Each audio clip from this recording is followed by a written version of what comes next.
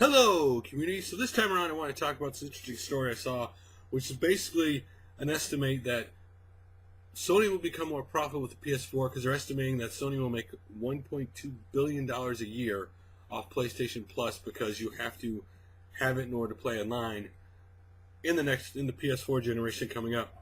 What's interesting is they had these analysts actually estimated how much PlayStation and Microsoft make off paying to play online. For example, in 2012 they estimate the PS3 under PlayStation Plus, whether you can play on PlayStation Plus or free, but PlayStation Plus made $140 million in 2012. Whereas, example, they said Microsoft was estimated to make $1.25 billion off Xbox Live in 2012. And they also estimated that basically Microsoft has made around $5 billion off Xbox Live since it started the service in 2002. Now, again, these are all estimates because Microsoft nor Sony are releasing actual official numbers. They're never going to. So these numbers could be a little higher or a little lower. Though I'm pretty sure they're making a ton of money off the service when it really comes down to it. Because, listen, you want to play a game online, you're going to have to pay. That's what's going to happen this next generation. And the one thing I don't agree with the article was the simple fact they're trying to say because Microsoft's now offering 2 free games a month to kind of try to, it kind of puts them neck and neck with Sony, however does it. But the problem is Sony is actually the games they're giving are actually relatively new games. And there's a big library of them now for PlayStation Plus members to play. Microsoft's just started. There's a small library, and they're older games. It's not much appealing to me. Okay, I have your service, but why are you giving me really old games? Why don't you give me newer games to show me that, you value me as a customer? Some PlayStation has done better. And I'll be honest, obviously PlayStation has done this longer than Microsoft, so they've kind of, got it down what their customers want more. Now, it's funny because they say, with everybody having to have PlayStation Plus, that they're estimating, that Sony could make $1.2 billion. In other words, one of the things we forget in this argument when we talk about Xbox One, and we're thinking just hardware sales. Well, if the hardware sales don't do great, then they're going to kind of be in trouble. Well, if they're making over $1 billion a year off Xbox Live, whether people switch to Xbox One or if they continue to keep the 360 online, then Microsoft's going to continue to make money off gaming.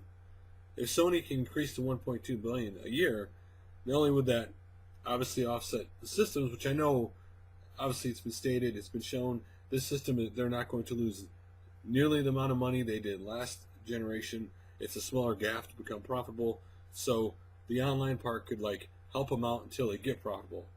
I do think this generation, when this technology we're showing that all consoles having, are not light years ahead of everything like it was the beginning of last generation. So for these guys, any of these 3 companies, Microsoft, Sony, or Nintendo, to become profitable, is it going to be an extremely long period of time?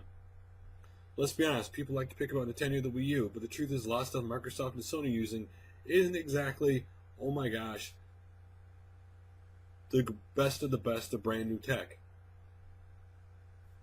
It's newer tech than what we had, but it's not all of it's necessarily cutting edge. So, again, it is interesting if this is true that it's interesting that the multiplayer can make this much money for a company, considering when I turn on my Xbox Live, for example, but out of all the people on my friends list, the most at a given time is probably 6 or 7 people on at one time. And it'll be interesting, is multiplayer going to keep up with the next generation? So my question to you is, do you think it is possible for Sony to make $1.2 billion every year off PlayStation Plus? I think if they build up the service, I think if they build up the network, with the profits obviously they make from PlayStation Plus, that they could. And this is where I think, by the way, Microsoft is going to have a problem this generation, because if Nintendo and Sony work on their online, like I think they're going to, it's going to be very competitive for online. Good for gamers, not so great for Microsoft in their reign. So, what do you think about the whole multiplayer? Do you think, is it a big deal for you this next generation? Which service are you going to go with? Do you think it's possible that Sony could catch Microsoft? I'd love to hear your guys' thoughts. And I will talk to you again soon.